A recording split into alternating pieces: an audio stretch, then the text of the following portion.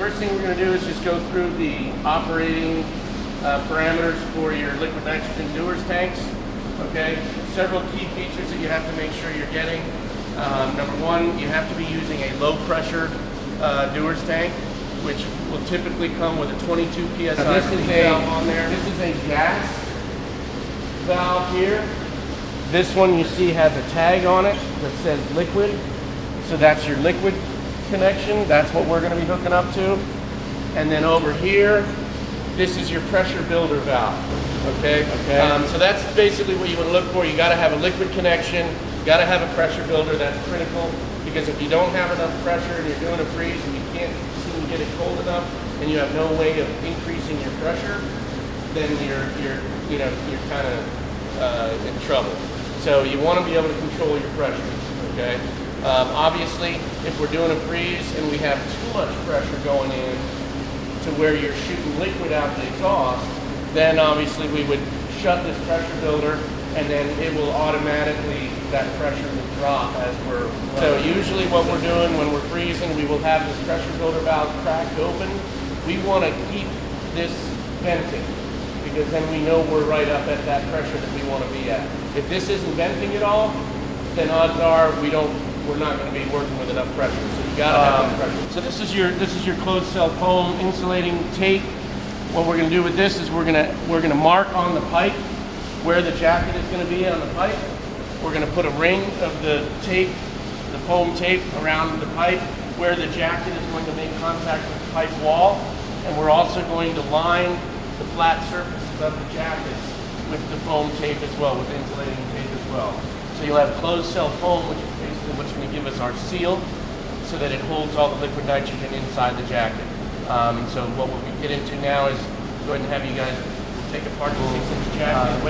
The way it's set up, actually, this comes readily available in this size. Basically, we're going to cut this right down the middle, because that gives us the width that we want for the surfaces on the jacket, and then we'll go onto the pipe wall as well. All right. So go ahead and we've got ratchets here and everything available. These should just be hand tight, so you can loosen that.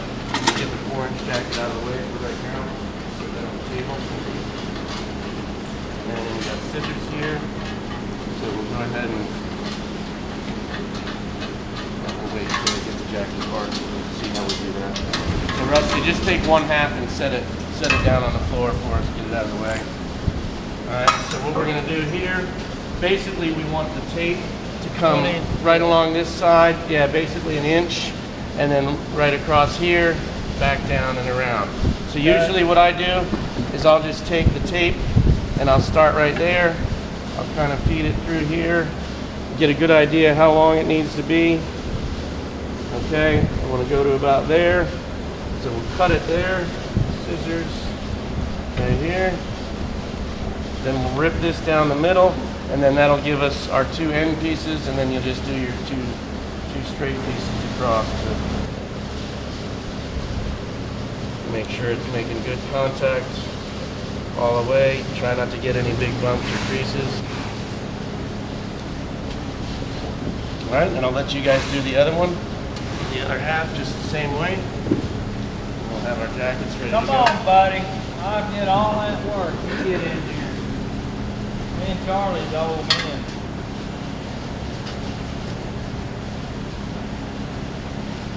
There goes the finger.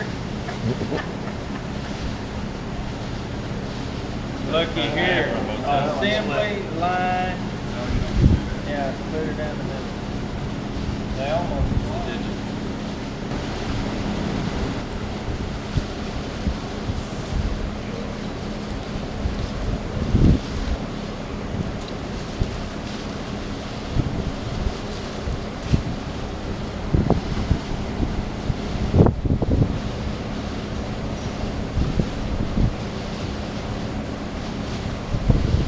Now, we're just going to set our jacket on the pipe, and like I said, we're going to freeze pretty close to this flanged end so we can see what's going on. Alright, so we're just going to mark the pipe where our jacket's going, so we know where to put the tape on the ends.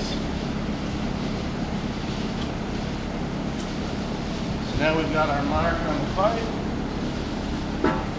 Circle. And you're going to want to go on the inside of each one of those strips. So just give them a circle. Yeah, you could actually cut it in half again, but you can just do the whole thing.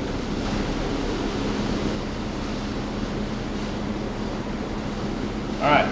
So at that point, basically we've got our pipe prepped with the foam. We've got our jackets prepped with the foam. Now we can just set it all up. Make sure it's lined up, and then bolt on our bottom end.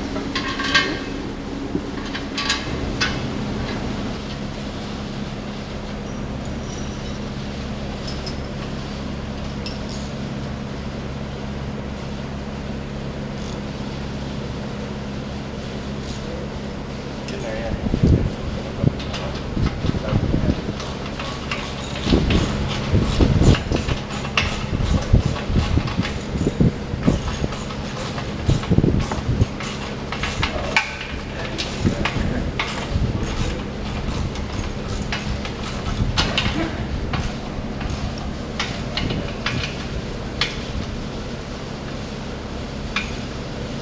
Thing we're going to do,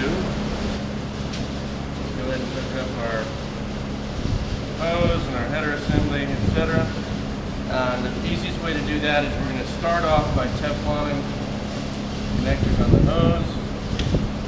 And it's important that you work from the jacket back to the tank, because the only thing that's got a swivel on it is your header assembly. Okay, so this way you can have, basically you can have two guys holding the hose, one guy at the far end spinning it as he threads it into the connection on the jacket. Then we'll attach the solenoid valve to the other end, and then the solenoid valve to the end.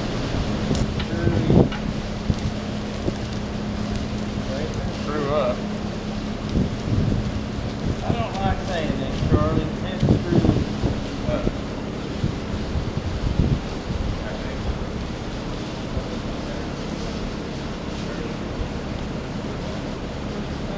Alright, just throw a wrench on that.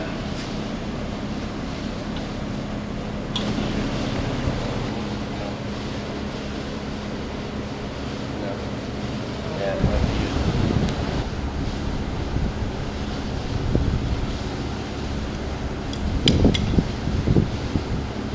Yep. Yeah, they press this bumper. Kind of getting snug. You're almost there, yeah. That's it. Alright. So now once you got all that connected, now remember, which position does the solenoid have to be in? Upright. Okay? And you're connected to liquids, so we're going right on there.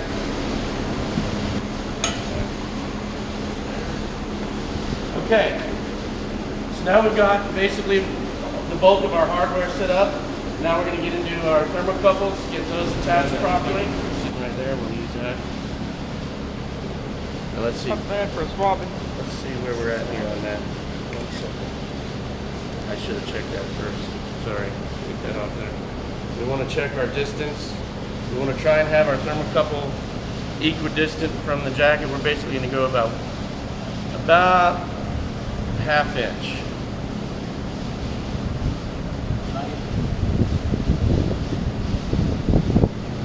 Alright. Tape on there.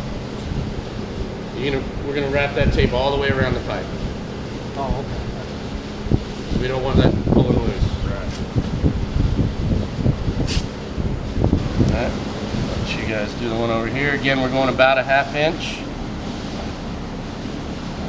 I'm trying, bro.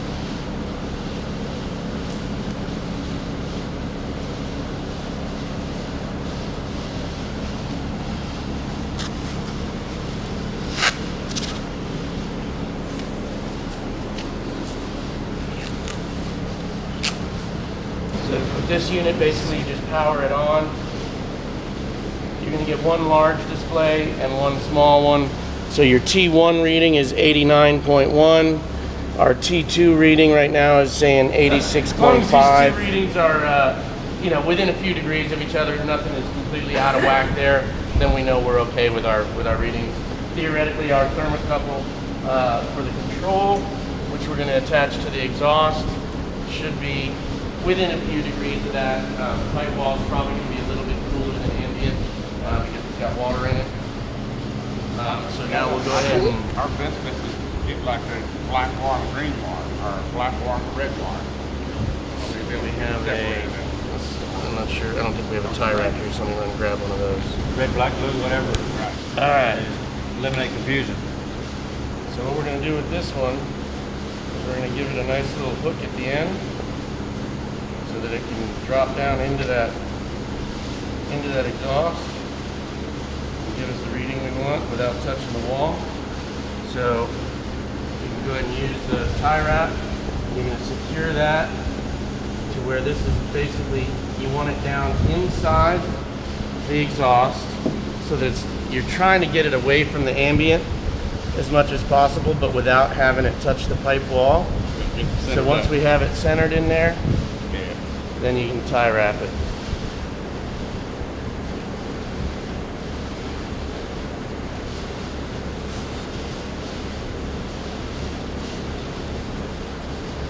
Okay, let me get a shot from the top. Show that thermocouple. Alright, so that plugs into your power source, the controller does, and then this is going to plug into our solenoid header assembly. Okay, so you see that we've got 85 degrees is our read on the control thermocouple, 89 and 85. So all of our temperature readings are within a few degrees of each other. That's what we want. That makes sense. And initially, okay, so it's nitrogen flow. And the first thing we'll do is we're going to have to give it a couple of minutes. Because remember, when we first open this valve, odds are we're going to be shooting gas for a minute or two. We need to give it a couple of minutes until we're shooting liquid. And we need to check for leaks, make sure we don't have any leaking liquid nitrogen anywhere. Once we've checked for leaks, we know that everything's hooked up properly, then we can go ahead and turn it over to the controls on the controller, and we're off. So basically, once you power up your digital controller, your top button, or the top reading in red, is your thermocouple reading. That's the actual control thermocouple, the temperature that it's reading. The number in green is your set point. That's what you're programming, that the controller, you want the pipe wall to go to that temperature. So right now the standard factory setting is minus 40 degrees, but to change it, all you use are these up and down arrows. So if you want to go colder, you just press the down arrow and it goes colder. You want to go warmer, you press the up arrow, it goes warmer. Basically where we can take note of our start time. We can go ahead and open our valve on the liquid connection, start our flow of nitrogen, check for leaks, and then we'll be off and running. So I'm just going to go get our PPE and handle all that. So basically, we're set up now, ready to go. Take note of the time. We got the phone handy. Note our start time. 11:46. All right. 11:46 start time. We're going to open our liquid connection. Initiate the nitrogen flow.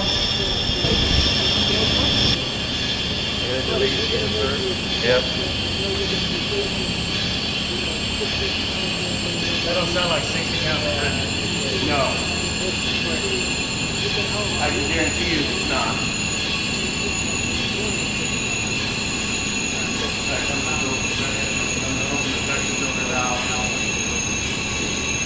Make sure we're keeping right up to where the leak out is.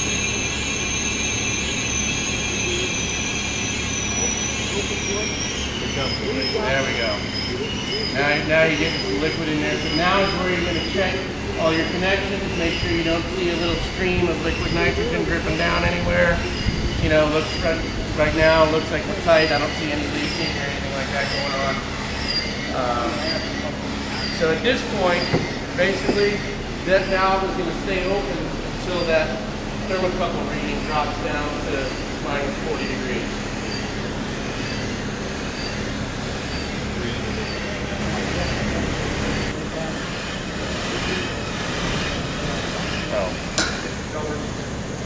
It just kicked off. Yeah, I heard it. So it's going to have a long cycle this time. As we overshot, but There's a little hand print there. You see how it's got a hand? That's manual operation, so this is automated.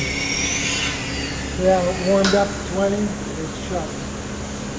So now that we're already cycling at 40, we're going to dial it down. We're going to take it down to about -80 for now. Let it cycle there for a little bit.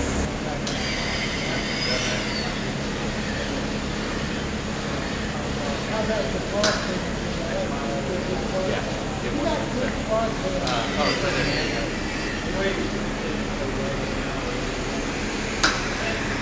Generally what we call our, we're not going to go, once we get to -200, -250, we know that if we get any cold in that, we're going to be shooting liquid. So that's basically our bottom range. Maybe just going to get it as cold as we can get it before it's too late.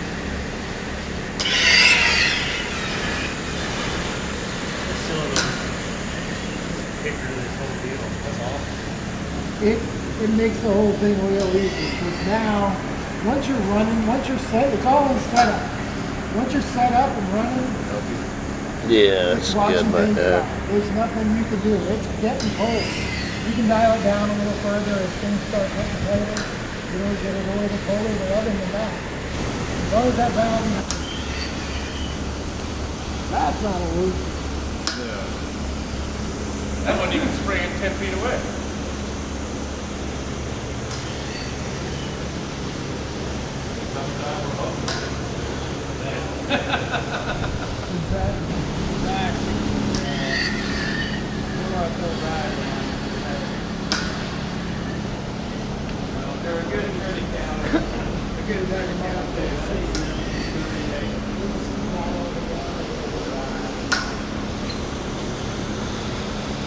Overshoot because I don't know what would be the advantage of that. Is that a mixture you guys have, Thomas?